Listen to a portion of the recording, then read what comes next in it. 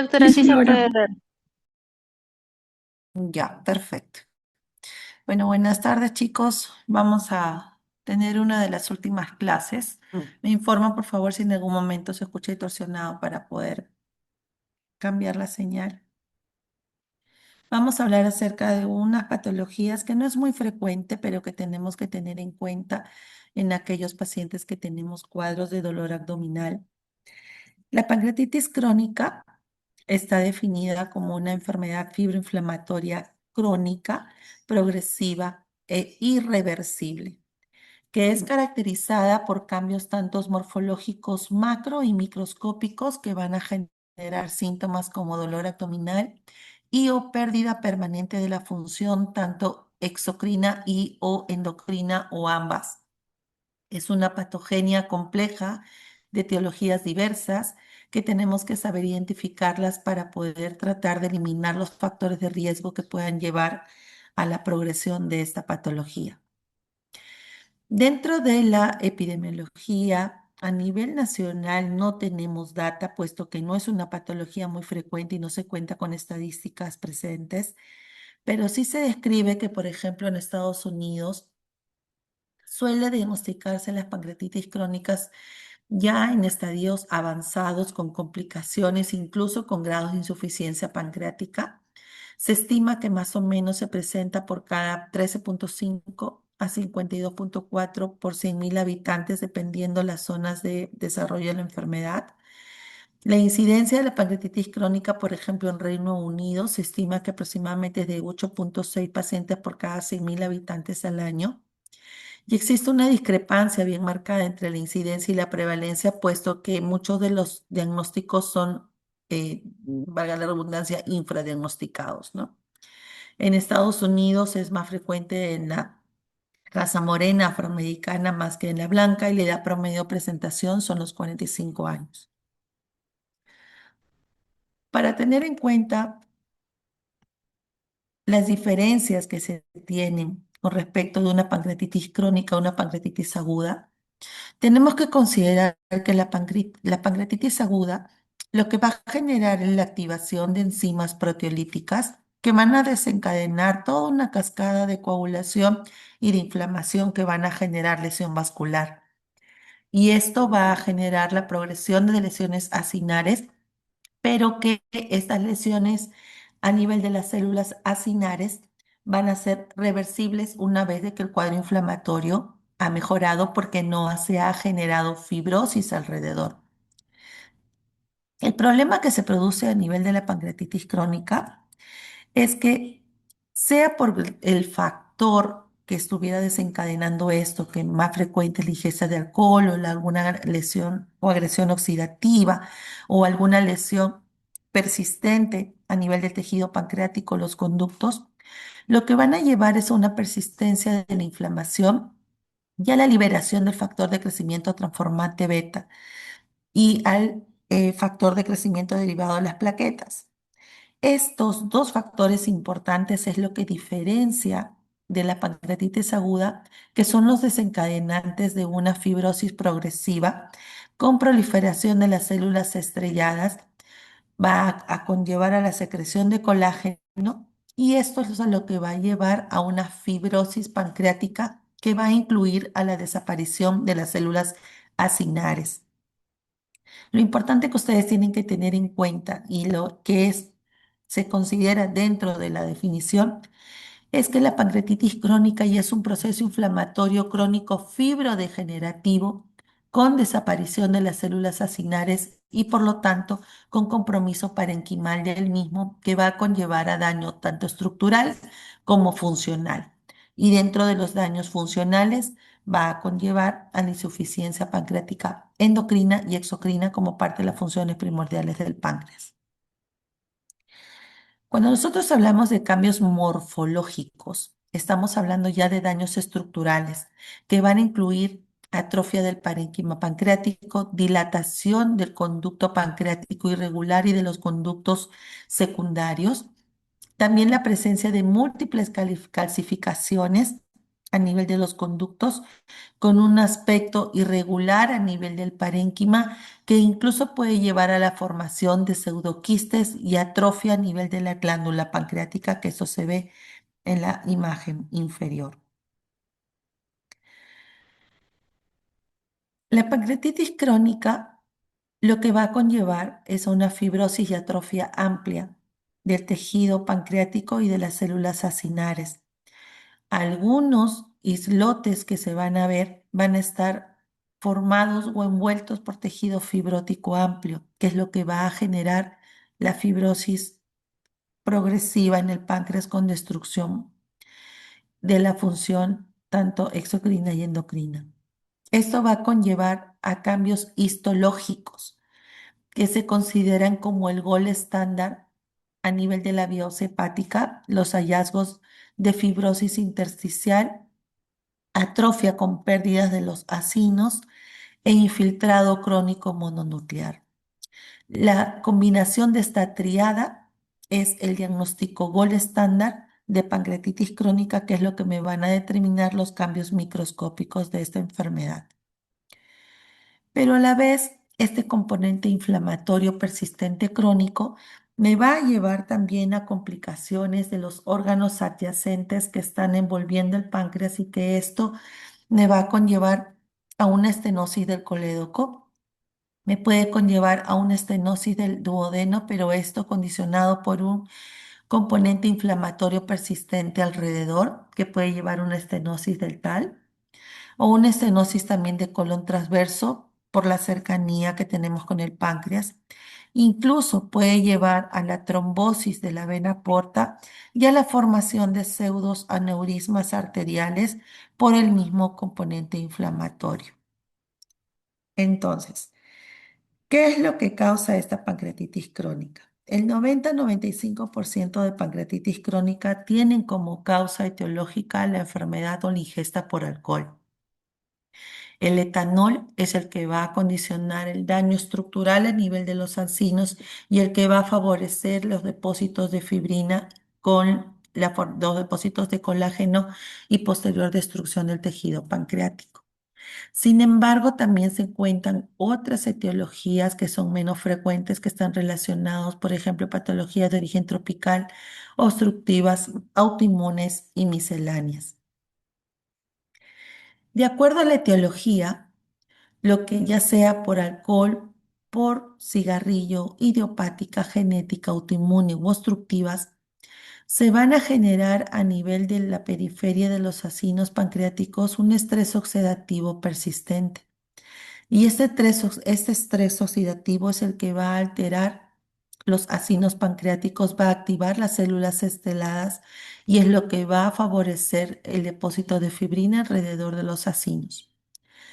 Las causas genéticas que están asociadas a necrosis y a fibrosis van a estimular la producción directamente de los depósitos de colágeno alrededor de los acinos pancreáticos y esto es lo que va a degenerar en una pancreatitis crónica. La patología autoinmune que principalmente está relacionado a IgG4, lo que va a condicionar son componentes inflamatorios recurrentes. Y como siempre les he mencionado, todo componente inflamatorio persistente va a empezar a formar daño del tejido con depósitos de fibrina, de colágeno, de fibrosis y con destrucción, en este caso, de los acinos pancreáticos.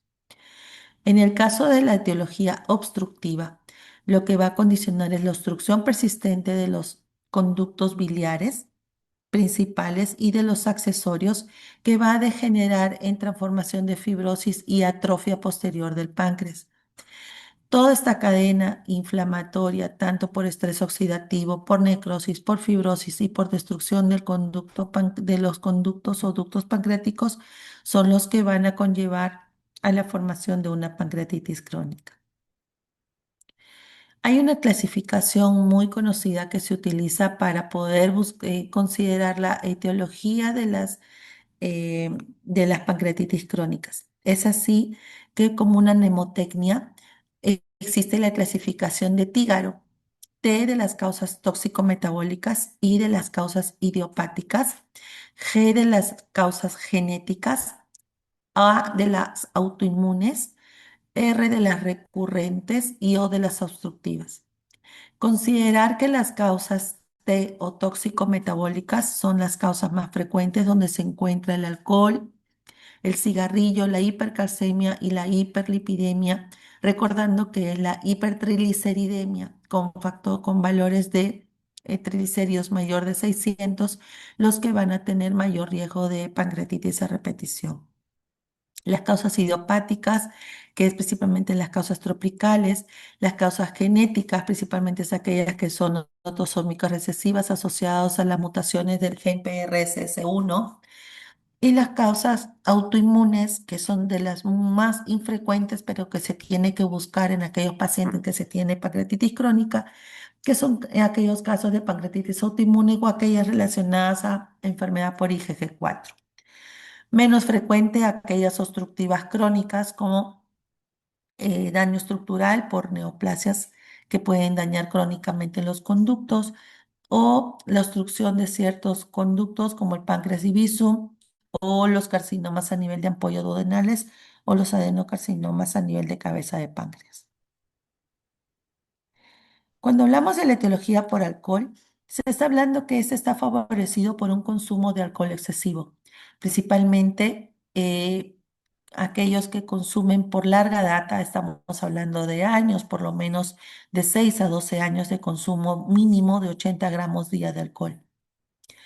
Hablábamos la vez anterior que una copa de vino en promedio me da 10 gramos de alcohol. Un consumidor moderado se considera con menos de 2 bebidas al día en mujeres y menos de 3 al día en hombres. Y un consumidor pesado, aquel que consume más de 7 bebidas por semana o 3 bebidas ocasionales en mujeres y más de 14 bebidas por semana o 4 bebidas ocasionales en los hombres. Con eso se quiere decir que no solamente por el consumo de alcohol o por la dependencia de alcohol, sí o sí va a llegar a una pancreatitis crónica, pero sí incrementa el riesgo de producir esta pancreatitis con el tiempo. Los efectos del alcohol derivados directamente del etanol a nivel del páncreas lo que va a producir es una sensibilización persistente a nivel de las células acinares. Esto va a activar prematuramente los simógenos con aumento de los efectos de colecistoquinina y va a activar ciertos factores como el núcleo kappa beta y proteína 1 que va a degenerar en ciertos metabolitos tóxicos a nivel de las células, condicionado por la liberación de acetalaldehído y esteres grasos. Esto lo que va a favorecer es la activación de las células estrelladas pancreáticas, con el incremento del estrés oxidativo, favoreciendo la formación de colágeno y proteínas de matriz, que es lo que va a producir la fibrosis con aumento del espasmo a nivel del esfínter de Oddi y disminución del tono del esfínter, llevando a una disminución de la liberación de las enzimas y al final la retención de estas enzimas, lo que van a favorecer es un efecto inflamatorio a nivel de los acinos pancreáticos. A diferencia del tabaquismo, que es un factor muy importante de riesgo, que muchas veces se asocia también al consumo de alcohol, aumenta cuando la pancreatitis crónica, el riesgo justamente cuando es una combinación de alcohol y cigarrillo. Se le atribuyen aproximadamente el 25% de los casos de pancreatitis crónica y es la nicotina la que causa el daño directo a nivel de las células acinares, produciendo mayor infiltración pancreática por liberación de incremento de linfocitos y macrófagos. Adicionalmente, el tabaquismo o la nicotina ejerce ciertos efectos sobre la secreción pancreática de bicarbonato, induciendo aumento del estrés oxidativo y aumenta la tasa de calcificaciones en el páncreas. Es una de las patologías que más frecuentes vamos a encontrar asociados independientemente de la atrofia o de signos de pancreatitis crónica, la formación de calcificaciones justamente asociado por el tabaquismo. En el caso de las patologías autoinmunes, lo que diferencia es que se va a producir un depósito de aumento de células de tipo linfocíticas y esta infiltración linfocítica lo que va a ocasionar es un aumento de la formación de fibrosis. Estas patologías autoinmunes van a presentarse de dos tipos, ya sea una esclerosante o una ductocéntrica. En el caso de la esclerosante linfoplasmática, principalmente se da un infiltrado linfoplasmático incrementado con fibrosis y flebitis obliterante. a diferencia de la ductocéntrica, donde se ven lesiones granulocíticas principalmente, limitada al páncreas y a veces está asociado con un IgG4 normal. Cuando hablamos de la alteración de los conductos pancreáticos, estamos hablando de patologías obstructivas, principalmente aquellas enfermedades litiásicas biliares crónicas persistentes o estenosis de ciertos conductos, principalmente de origen traumático, o cuando hay pacientes con disfunción de esfínter de Oddi, o en aquellos pacientes que tienen algunas anomalías de formación de los conductos, como el páncreas y bisum. En el caso de las causas hereditarias o genéticas es la menos frecuente. Se dice que se puede presentar del 0,3 por cada 100.000 habitantes. Es principalmente autosómica, autosómica dominante y es más frecuente encontrarlos en menor grupo etario, principalmente en el grupo de los 20 años. Se da principalmente por alteración de los genes, por mutaciones de los genes PRSS1 o SPING1, y los análisis moleculares y genéticos son los importantes para poder diagnosticar este problema. El tema es que mientras más tempranamente desarrolle cáncer de páncreas y sea de causa hereditaria, más riesgo de cáncer de páncreas está relacionado en estos casos. Entonces, cuando nosotros tenemos una pancreatitis crónica, nosotros tenemos que diferenciarlo por estadios. Estos estadios lo que me van a determinar es el grado de compromiso no solamente estructural, sino también funcional del páncreas. Hay que considerar que la pancreatitis crónica, como cualquier cuadro de pancreatitis, digamos que el signo preponderante es, o el síntoma preponderante es el dolor abdominal. Es un dolor abdominal tal cual como una pancreatitis, dolor abdominal tipo opresivo, en epigasto, que se irradia en fajas en la espalda, pero que muchas veces se torna intermitente o recurrente. Y este dolor persistente, independientemente de la severidad, puede pasar muchas veces como cuadros de pancreatitis aguda. Y es así que cuando nosotros hacemos estudios de imágenes, comenzamos a ver cambios estructurales a nivel de la morfología del páncreas que nos hace sospechar que una pancreatitis aguda puede estar relacionada a una pancreatitis crónica de fondo. En el estadio A vamos a ver pacientes con dolores abdominales, pero que no tienen complicaciones, no se ven cambios estructurales ni tampoco funcionales a nivel del páncreas, porque esta está preservada. En el estadio B es un paciente que tiene dolor independientemente de la intensidad, con ataques repetidos de pancreatitis aguda, pero que ya puede presentar complicaciones presentes estructurales sin considerar cambios o alteración de la función, ya sea endocrina o exocrina. Eso quiere decir que la función está preservada. En los casos de estadios avanzados o estadio C, ya vamos a ver que independientemente del dolor, existen cambios o complicaciones estructurales, pero a la vez puede tener también cambios funcionales, ya sea de función exocrina, endocrina o ambas. Y es en estadios avanzados, donde ya vamos a ver pacientes que tienen como parte de las alteraciones de la función pancreática, esteatorrea, baja de peso, cuadros de mala absorción o incluso que hayan desarrollado diabetes en algún momento de la enfermedad. Entonces, la insuficiencia pancreática vamos a definirla como que es la cantidad de enzimas pancreáticas que se liberan a nivel del lumen intestinal y que están por debajo del 10% del regular. Al inicio puede compensar esa insuficiencia la amilasa, la lipasa, por eso que a veces podemos encontrar discretas elevaciones de amilasa y lipasa en un paciente que aparentemente no ha tenido episodios de dolor. Sin embargo, cuando estas producciones ya son insuficientes, es cuando comenzamos a perder parénquima pancreático y esto va a impedir la llegada de las enzimas pancreáticas a la luz intestinal y por lo tanto va a empezar a alterar la absorción de nutrientes con deficiencia de algunos nutrientes y por lo tanto también comienzan a liberar grasa en las deposiciones y presentarse esteatorrea.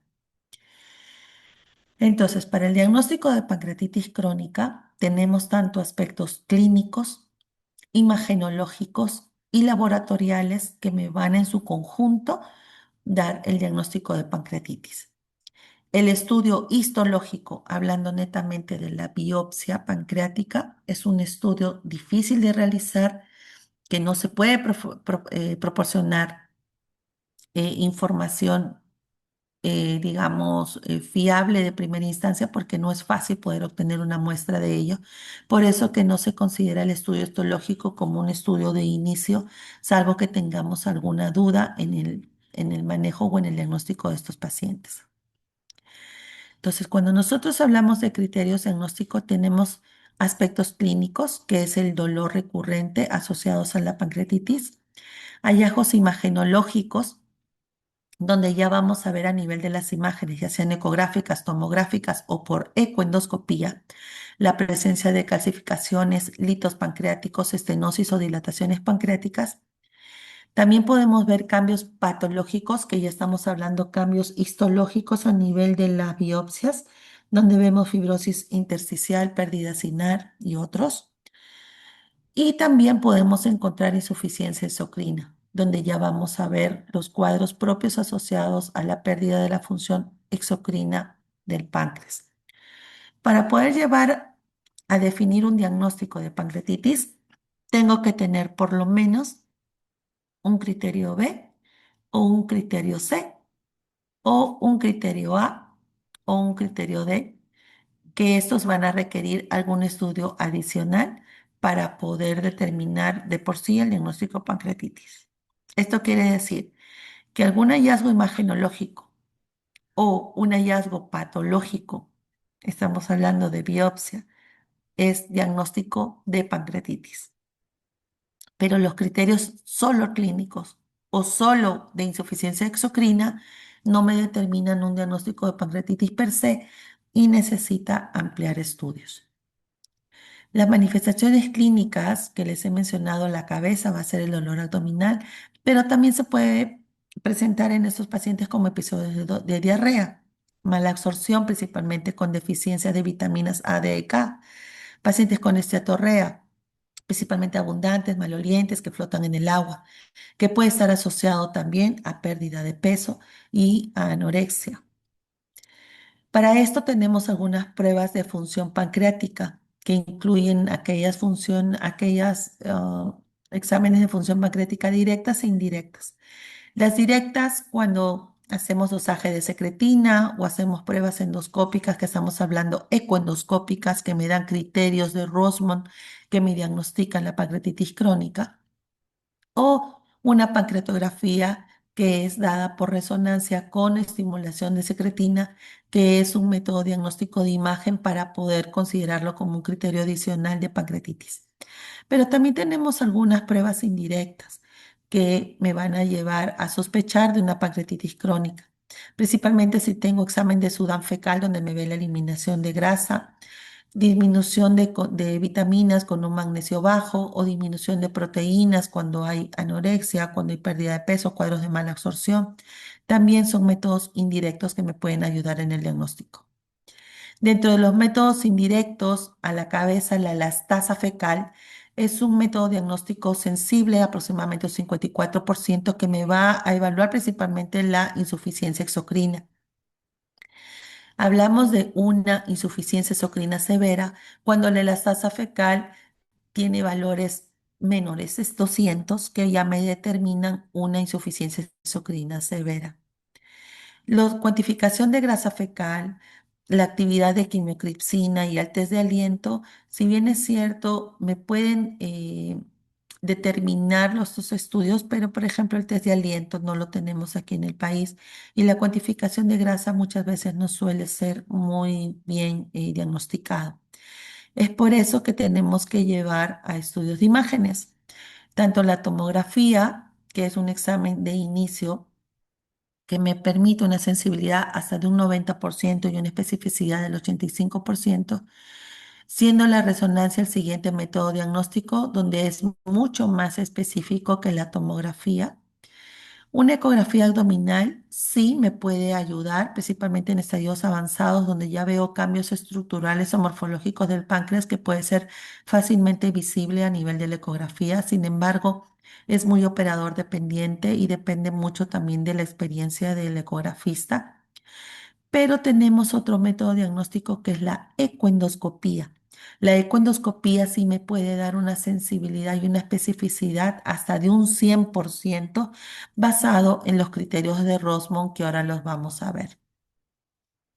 Los criterios de Rosemont lo que me determina es la identificación de ciertos hallazgos o criterios que en suma me van a determinar los criterios ecoendoscópicos para el diagnóstico de pancreatitis crónica. Es así que tenemos criterios mayores o criterios menores. Los criterios mayores, estamos hablando de criterios A, donde ya se ven focos hiperecogénicos con sombra acústica o presencia de litiasis o cálculos en el conducto pancreático principal. Los criterios B, estamos hablando que hay una lobularidad de forma de panal de abeja. Los criterios menores, formación de quistes, dilatación del ducto, dilatación o irregularidades del Wilson, las paredes del Wilson hiperecogénicas, tractos fibrosos o lobularidad sin imagen de panel de abeja. Para nosotros poder determinar los criterios de Rosemont, tenemos que, esta es una imagen de endoscopía donde me determina las paredes del páncreas. Y esto lo que me va a determinar es que si hay formaciones de quistes, si hay presencia de calcificaciones o irregularidades a nivel del parénquima, que es lo que me va a determinar ya sea criterios mayores o criterios menores. Entonces, para poder dar el diagnóstico por los criterios ecoendoscópicos de pancreatitis crónica, tenemos la presencia de un criterio mayor A más por lo menos tres criterios menores o un criterio mayor A más un criterio mayor B o dos criterios mayores A. Con cualquiera de estos parámetros tenemos un diagnóstico definitivo de pancreatitis crónica. Pero también podemos tener hallazgos sugestivos de pancreatitis. Y es cuando tenemos un criterio mayor A, pero con menos de tres criterios menores, o un criterio mayor B, pero con más de tres criterios menores, o solamente criterios menores, cualquiera de ellos. Esto nos hace sospechar que puede haber una pancreatitis crónica. Y diagnósticos intermedios es cuando principalmente vemos criterios menores o solamente un criterio B con escasos criterios menores. Entonces, nosotros, de acuerdo a los estudios de imágenes, a los criterios que encontramos, ya sean los cálculos o la presencia de calcificaciones a nivel del páncreas, esos son criterios determinantes de pancreatitis crónica. Pero los criterios menores per se solamente nos hacen sospechar de pancreatitis crónica y es ahí donde tenemos que ahondar con los criterios clínicos y los criterios laboratoriales para poder en su conjunto dar un diagnóstico definitivo de pancreatitis crónica. El tratamiento va enfocado principalmente en minimizar la secreción pancreática y esto buscando el reposo del órgano como cualquier cuadro de pancreatitis.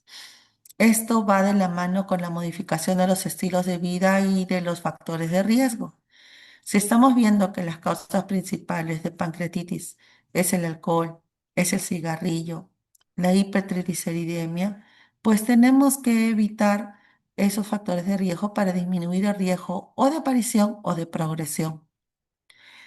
Si ya tenemos un cuadro de pancreatitis crónica, el manejo del dolor es netamente como sintomático y esto se da con tratamiento analgésico no narcóticos y opioides que empezamos con los menos potentes, que es tramadol, en algunos casos con amotriptilina y en otros casos pueden llegar hasta petirina y morfina. El problema es la adicción que se puede generar. Pero, ¿qué hacemos cuando ya el cuadro de dolor ya no es lo más importante, sino es la insuficiencia pancreática ya exocrina que se está presentando en ese paciente? Este es el momento cuando ya tenemos que entrar a terapia de reemplazo de enzimas pancreáticas. Y esto se da con consumo de creón o de enzimas digestivas a dosis de 90.000 unidades por cada comida. Después del inicio de cada comida en la mitad o con la última comida también distribuida en 3 tomas al día. Adicional a ello, tenemos que dar suplementos con terapia antioxidante, con suplementos de vitaminas, ya sea con betacaroteno, vitamina C, vitamina E, selenio, dado que ya se ha generado cierto grado de mala absorción. Las terapias endoscópicas se dan principalmente para las complicaciones asociadas a la pancreatitis crónica, principalmente cuando hay estenosis o cuando hay cálculos en conducto pancreático o complicaciones locales como si fueran pseudoquísticas. Entonces, en ese momento es cuando la terapia endoscópica permite, por medio de la CEPRE, dilatar las estenosis, destruir, extraer los cálculos y a la vez también drenar los quistes o los pseudoquistes que se pueden formar alrededor. La cirugía se determina como causa fin o como manejo final de la pancreatitis crónica, pero principalmente en aquellos pacientes donde las terapias médicas o endoscópicas han fallado, principalmente en aquellos pacientes que tienen dolor persistente, porque estos cuadros de pancreatitis crónica suelen ocasionar dolores muy intensos abdominales que van a conllevar al final al deterioro de la vida diaria del paciente y eso es lo que hace que lleguen a una cirugía con una pancreatectomía total y con terapia de reemplazo hormonal de por vida. Entonces, en resumen, cuando nosotros tenemos una pancreatitis crónica, tenemos la sospecha de una imagen, tenemos que ampliarlo con, ya sea con tomografía o con resonancia. Si es que la tomografía o resonancia tiene signos clínicos característicos como atrofia del páncreas, alteración del Wilson, presencia de calcificaciones intraparenquimales, presencia de cálculos a nivel del conducto de Wilson, esto ya es consistente con una pancreatitis crónica y se tiene que manejar como tal. Pero si tengo las imágenes que no son consistentes con pancreatitis crónica, el siguiente paso es la ecoendoscopía.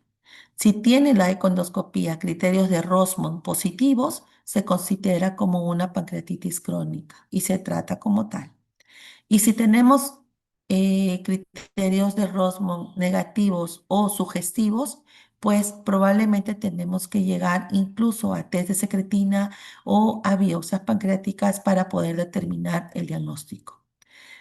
Tener en cuenta que, como resumen, los cuadros de pancreatitis crónica se pueden presentar como cuadros de pancreatitis aguda per se, de los cuales nos lleva a nosotros que en todo paciente con pancreatitis aguda buscar la historia de cuadros de dolores abdominales similares o de menor intensidad de las mismas características que nos hagan pensar que puede haber un cuadro crónico.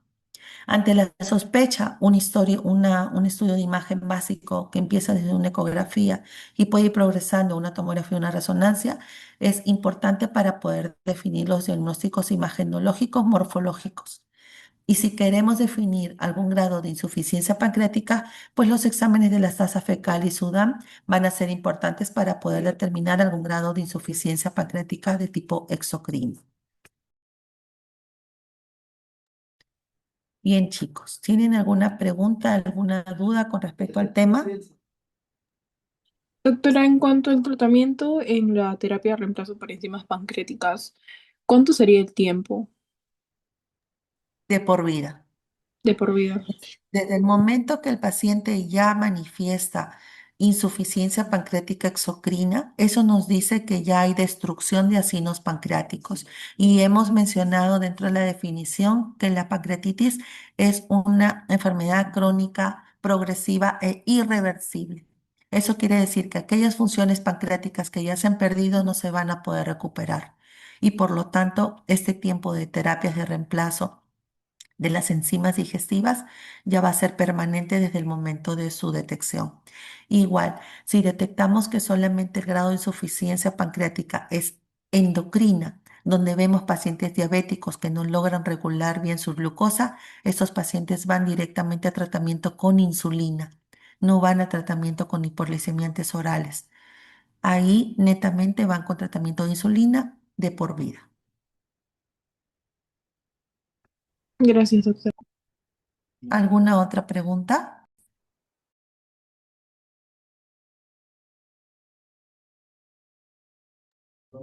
Bien, chicos, si no hay preguntas, espero que haya sido claro y conciso. Igual conmigo, esta es la última sesión que tienen. Espero, por favor, les deseo lo mejor. Por favor, estudien, repasen siempre, no se olviden nunca que la clínica siempre es importante y de acuerdo a la clínica y el examen clínico van a poder dar un buen diagnóstico o presunción diagnóstica que les derive un buen plan de trabajo.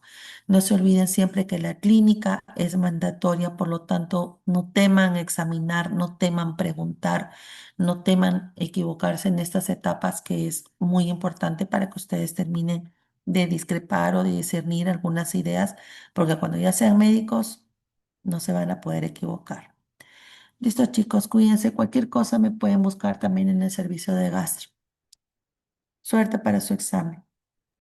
Hasta luego, doctora. Gracias, Muchas doctora. gracias. Muchas gracias, doctora.